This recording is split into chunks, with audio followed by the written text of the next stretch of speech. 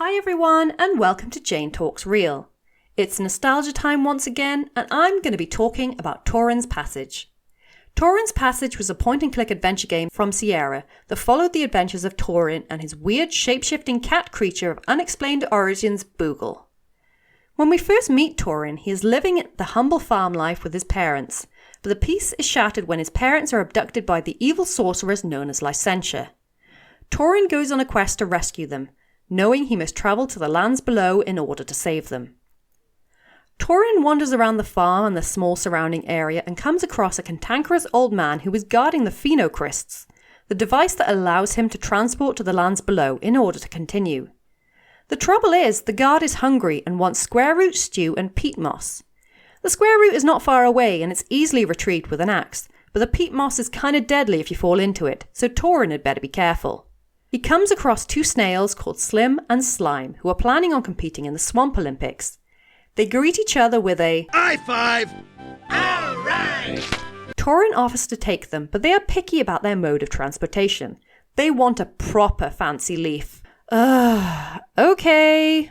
So there's a worm that will help Torin find the best leaf, but oops, Torin just stepped on him.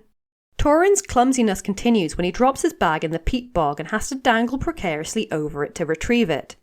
Turns out that Boogle, the cat-dog monster thing, is impervious and could have just got it for him at any time.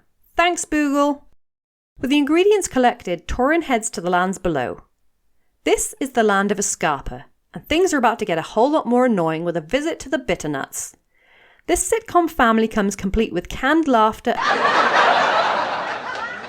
and no way to skip through it.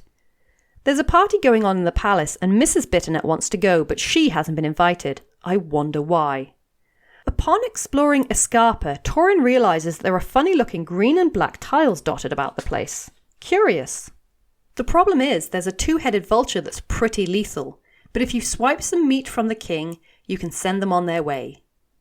Upon speaking to the king and queen, Torin discovers that their daughter has gone missing in the lands further below, and the way to get there is blocked. Torin needs all the tiles in order to open the portal to continue his quest, so it's convenient that there's one on the palace floor. There's also a crystal missing from the display which Torin just so happens to have, so he's given an invite to the palace party. Great! Just what Mrs. Bitternut wanted! With this in hand, she will allow you to take the tile from her house. There's a guy who is sat out on a rock who will give you one in exchange for a beanbag, and another one can be found down in the harem, providing you can get rid of the girls first. Turns out they're not a fan of skunk stink. Come to think of it, neither am I. A further tile can be found hidden beneath a painted sign, which will be cleaned for you by the washerwoman, providing you don't upset her first. With all the tiles in place, the portal opens and the journey continues. We're now in Pergola, which is pretty unstable as Torin falls almost immediately and ends up getting Gulliver's travelled. But he runs into Lena, who is the missing daughter from Escarpa. Handy that. This chapter is pretty short but really frustrating because it has to do with these little singing creatures. First of all, Torin has to organise them into their correct lines depending on their gender and what they're wearing by asking them to switch places. Trouble is, they get bored really easily and tend to wander off without your permission. After that task is over, their vocal powers are required to open both the portals to the land below and also back up to Escarpa. The creatures have to be split by gender and also arranged correctly so their singing activates the portal. They're much better behaved for this time and will stay put until you tell them to move, but the trouble is this time they will only switch with certain others like them, which means you're going to spend ages shuffling them around only to discover that you've got the song backwards. Once you've solved that, Lena is off back to Escarpa and Torin continues down to Athena. Well, this place is full of lava, lovely! Torin finds some weird contraption that shoots cannonballs and he needs them to catapult himself across the lava. Better get this right, otherwise, well, lava is pretty deadly, put it that way. If you thought the singing douchebags were irritating, I'd like to introduce you to the maze. You can't just click where you want to go. Oh no, you've got to go a tiny bit at a time, adjusting your position constantly because Torin can only walk in a straight line apparently. And you'd better make sure you pick up the wrench hidden in the sand, otherwise you're going to have a hell of a long walk back to get it. To make matters worse, the bridge will only appear if all the stones are stepped on. But once you start stepping on said stones, they start to sink and it's hello lava death all over again. When you've made it to safety, there's another trial and error crystal puzzle that gets you to the lands below, aka Tenebrous. With a pretty ungraceful dismount, Torin slams his head on a pipe and knocks himself out. Don't worry, because it's Nurse Boogle to the rescue. Climbing through the vent seemed like a good idea until he falls out of it, messing up the grass, getting himself arrested. After a good telling off, Torin is released and sent to help out the flower he nearly squished. All the plants around here seem to talk, and the flower is annoyed by the silkworm infestation and it leaves. Nearby, a tree is sad because he's lonely, but he cries sap, which helps you get rid of the silkworms. Next to the tree is a pretty treacherous slope, but you help the flower, so the grass, yes, the grass can talk, will tell you where to step.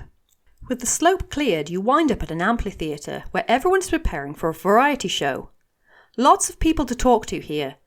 There's an acrobatic team who don't say much, a sassy rabbit who says far too much, a director who is having none of your shit, and a reporter who gives you a sample of Lycentia's voice on a crystal player.